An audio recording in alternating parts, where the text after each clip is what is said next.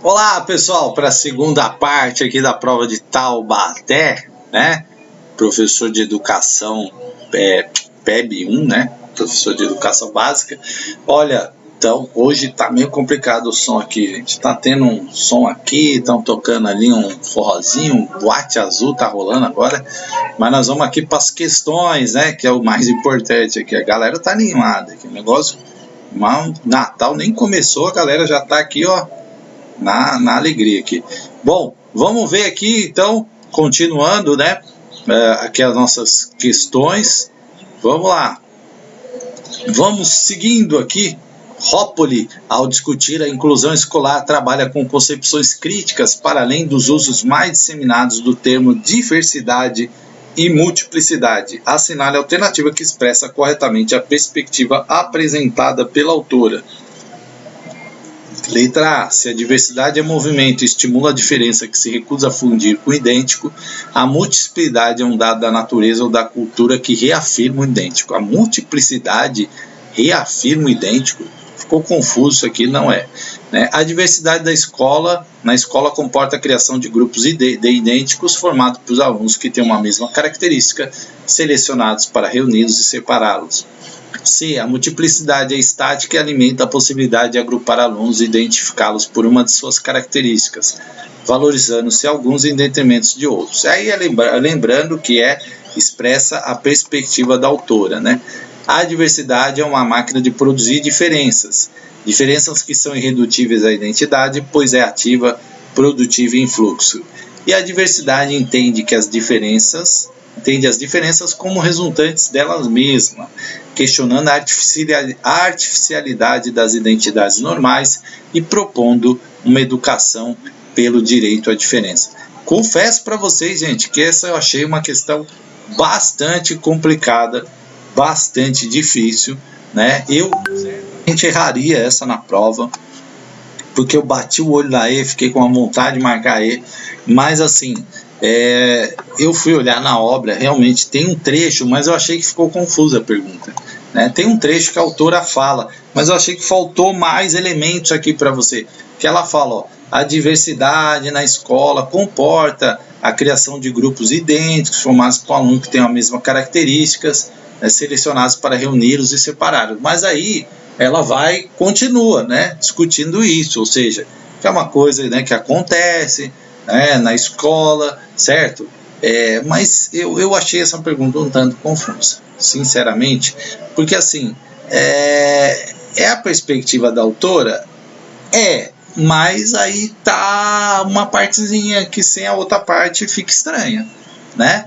Porque parece que ela tá concordando, assim, na verdade ela fala isso, mas tem um contexto ali, né? Eu achei complicada essa questão aqui.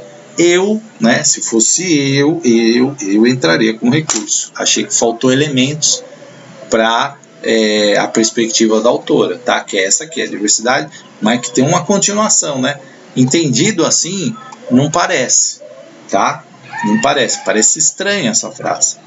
Portanto, eu entraria. Acho que faltou mais elementos aí. Mas, enfim, eu acho que a banca também não vai deferir esse recurso, né? Mas a gente poderia, né, ter ali explorado um pouco mais aí, alternativas, ter ido um pouquinho além aí para ficar mais clara, né? Achei que a pergunta foi realmente bem capciosa, né? Mas achei que podia ser melhor. São muitos desafios de adotar efetivamente um projeto político-pedagógico que abrace o multiculturalismo e a construção coletiva. Rezende observa que mesmo que o discurso democrático e aberto à diversidade exista, caso a postura que se traduz em ações não se altere, o espaço da escola seguirá favorável à prática autoritária e à anulação das identidades culturais. Assinale a alternativa que apresenta um mecanismo para superação dessa contradição, né? Então, o que pode superar? Tem um discurso democrático, mas ainda a prática, né? As posturas ainda são autoritárias. Então, o que pode alterar isso? A alienação da teoria? O verticalismo? Não, o verticalismo aumenta a hierarquia, né? Horizontal, tratamento horizontal é que não, né? A educação compensatória também nada a ver, né? As ações colegiadas, né? Ou seja, as ações tomadas por um corpo do colégio ali, pela comunidade escolar. Portanto, gabarito letra D, né? A guetificação, não, né? Guetificação, né? Guetos, né? Lembra aí lá o nazismo, a separação, né? Judeus, ciganos colocados em guetos, né? Então, nada a ver. Então, as ações colegiadas. 43, Thaís tem adotado a seguinte prática em produção de textos no 5º ano. Separa bons textos para leitura prévia, de modo a inspirar seus alunos, elabora de forma bem estruturada o momento da produção escrita, avalia individualmente o produto final e sinaliza as passagens mal escritas com alguma identificação, como confuso, para que os alunos arrumem. Ela tem notado que os textos estão mais curtos e simplificados, além de cada vez mais sem erros. Assinale a perspectiva de Weiss sobre essa prática pedagógica, né? Com apontamento, Thaís instrumentaliza e informa os alunos de modo a permitir que aprendam mais e melhor, errando cada vez menos. A leitura prévia está associada à melhora da escrita autoral, sendo também a causa principal da diminuição de erros, como mostra a experiência de Thaís. Thaís, ao bem estruturar a produção de texto, coloca os estudantes para arrumar o que erraram, de modo que aprendam melhor com seus próprios erros. Thaís emprega um modelo de avaliação em desuso, de caráter intervencionista, usando alertas para reorientar a produção dos estudantes. Thaís oferece um julgamento sobre o produto final aos alunos, que na tentativa de evitar os erros apontados, empobrecem o texto. E é exatamente isso, né? Olha aqui a dica, né? Ela tem notado que os textos estão mais curtos e simplificados, então eles estão mais pobres, né? Porque os alunos estão tentando errar menos e aí vão diminuindo, né? Portanto, é a letra E. A Thelma Weiss colocaria isso, ó. Tá ali apontando, né, os erros, então eles vão o quê? Simplificando cada vez mais o texto, empobrecendo o texto para não ter menos erros, né? Segundo uma pesquisa realizada em 2018, Todos pela Educação, Itaú Social, ainda tem um clube de tiro aqui perto, gente, para o negócio complicar ainda mais, para ficar mais barulho ainda, né? Hoje está movimentado o negócio, tô falando para vocês, o negócio tá sério aqui, é tiro, né? Tá braba a coisa. 49% dos professores certamente não recomendariam sua própria profissão a jovens. Moran, tratando da aprendizagem de ser educador, observa que aos poucos dar aula se torna cansativo, repetitivo, insuportável. Parece que alguns coordenadores são mais chatos, pegam mais no pé. Algumas turmas de alunos também não querem nada com nada. As reuniões de professores são todas iguais, pura perda de tempo. Os salários são baixos, outros colegas mostram que ganham mais em outras profissões. Assinale a alternativa que apresenta corretamente a pesquisa do autor sobre o tema da desmotivação do docente. Esse texto eu abordei, né, nas minhas aulas lá. Então, o autor distingue a aprendizagem de ser professor por meio de uma tipologia de docência, sendo este trecho aquele que descreve o professor utilitário, ou seja, o que optou por lecionar sem vocação apenas pela empregabilidade, né? B. A desmotivação do professor é produto da pressão social e das condições de trabalho existentes, de condições de trabalho de hoje, de modo que ela não está presente em contexto de valorização do processo profissional docente como se via no passado. O autor entende que o tema da saúde mental do professor é negligenciado pelas autoridades educativas, estas que se responsabilizam os indivíduos por seu estado psicológico sem oferecer apoio e recurso. D. A ênfase das queixas nas condições salariais revela para o autor ser esse o eixo fundamental na aprendizagem de ser educador, em que o desenvolvimento da carreira deve indicar a progressão salarial e benefícios para a superação da perda da qualidade e da desmotivação profissional. E aí, né, a descrição trata da etapa da crise da identidade, quando o docente enfrenta a rotina escolar e precede uma fase de mudança, em que alguns se acomodam, outros procuram uma nova atividade profissional e alguns se atualizam por meio da praxis. Portanto, né, gente, aí cobrou o trecho do autor, né, do Morin, né, quando ele fala, e aí é letra E, né, a descrição trata da crise da identidade, quando o docente enfrenta a rotina escolar, precede uma fase de mudança, exatamente como está no texto, tá?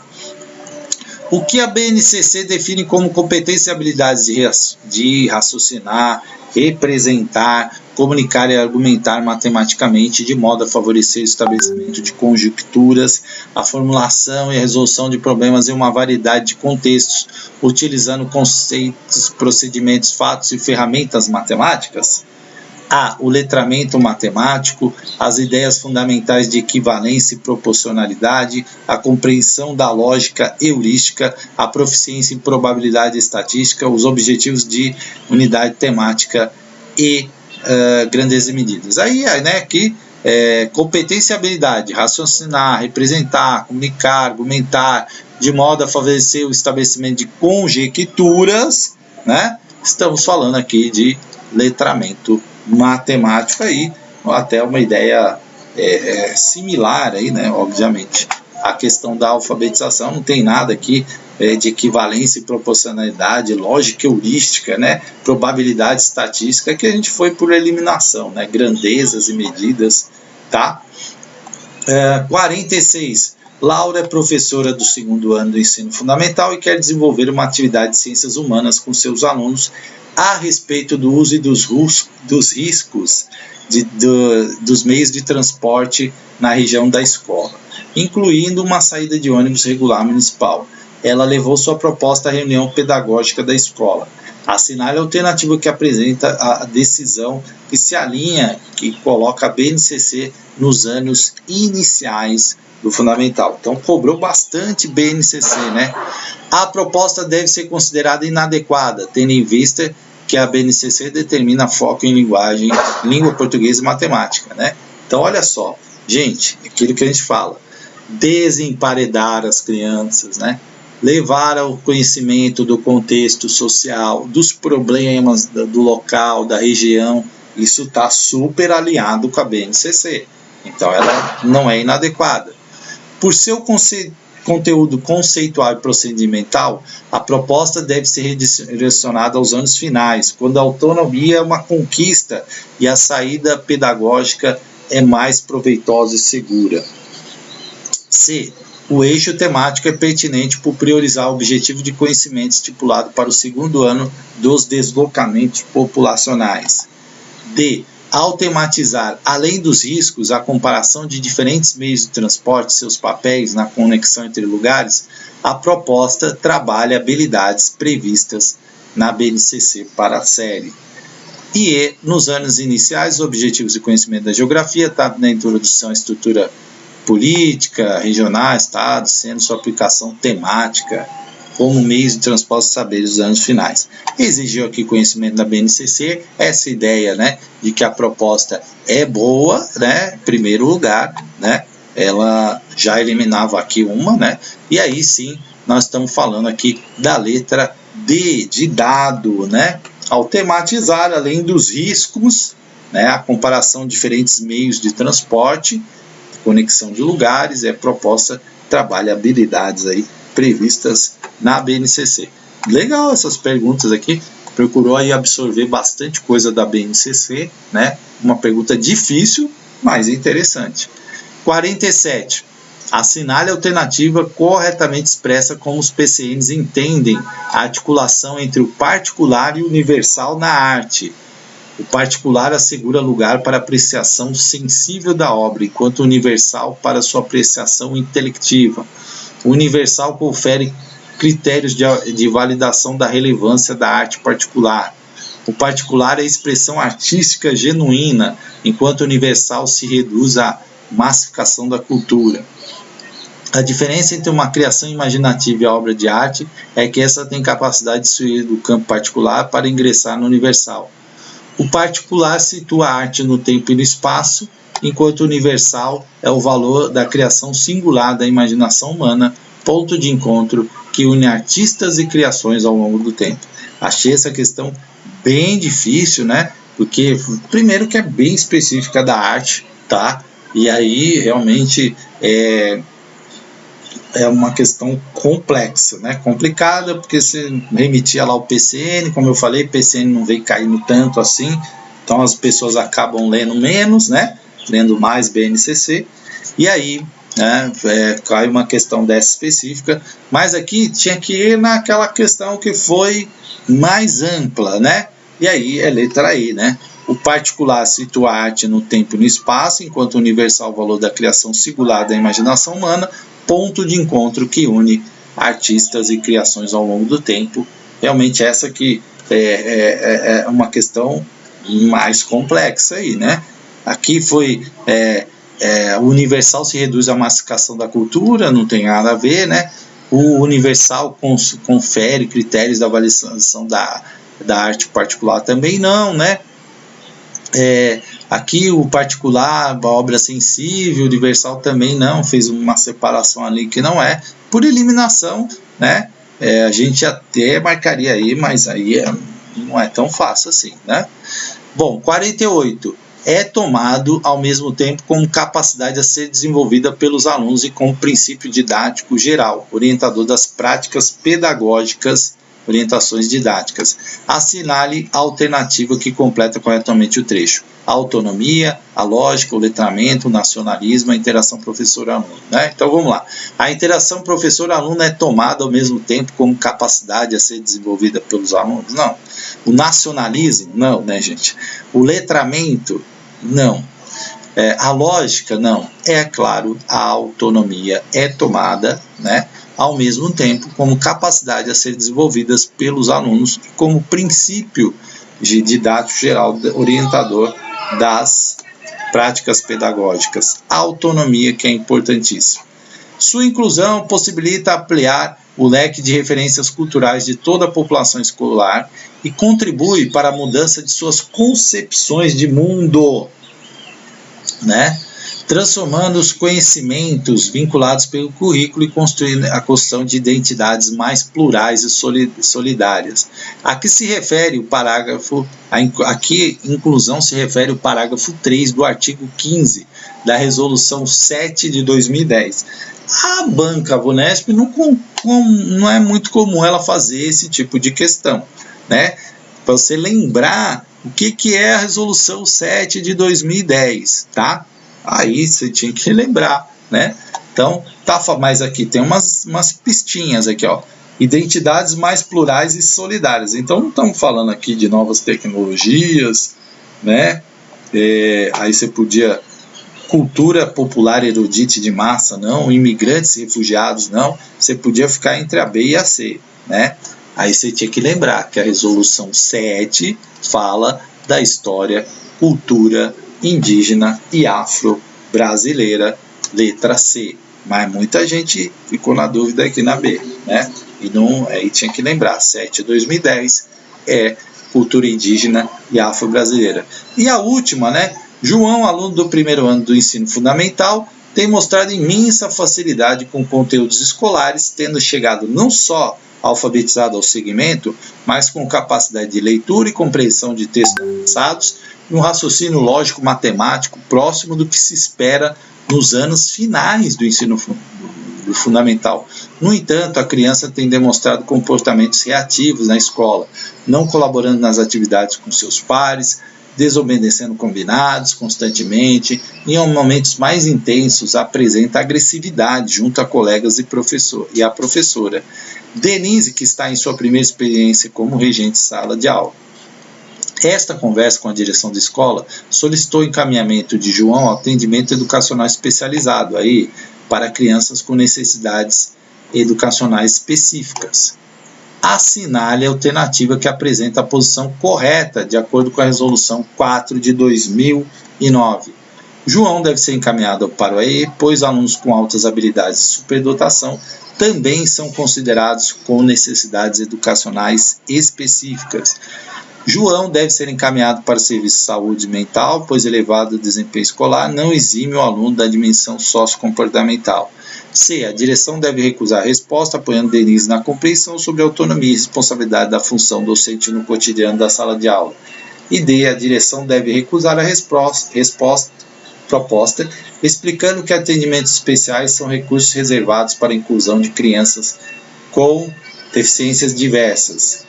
E E. A direção deve aceitar a proposta, uma vez que a baixa demanda por AE tem levado à suspensão do serviço de diversas unidades escolares. Portanto, gente, aqui está falando de um aluno, né? Escreveu aqui, ó, ele já tem leitura e compreensão, ele já tem raciocínio lógico próximo dos anos finais. Portanto, é um aluno que é um aluno de altas habilidades, né? E se ele é altas habilidades, ele sim tem que ser caminhado para o E. Provavelmente esse comportamento dele, desinteressado, rebelde, agressivo, é porque aquilo tudo ele já sabe, então ele precisa, né, ser estimulado, precisa ser um atendimento. Aqueles problemas, aquelas leituras, ele já domina tudo, então ele fica entediado, aborrecido com aquilo, não é desafiante para ele, né? Então, provavelmente isso, e de acordo com a resolução 4/2009, ele deve ser encaminhado para o AE, pois alunos com altas habilidades de superdotação são considerados também com necessidades específicas. E assim a gente termina, gente, uma prova com nível de dificuldade bom, né? Muito bom esse nível de dificuldade, assim, que eu digo, uma prova que está ali de médio para difícil, né? Mais para difícil, tá? Então, se você não foi tão bem, não fica assim não, porque às vezes a gente pega umas provas assim mais casca grossa, né? Eu fiquei um pouco incomodado com aquela questão da Rópoli, confesso, achei que podia ser melhor elaborada, tá? Não é que ela tá errada, mas também ela dá margem ali, achei que não ficou tão clara, tá bom? Mas, então a gente encerra aqui e até mais, muito obrigado aí por acompanhar no nosso canal, tá? Obrigado.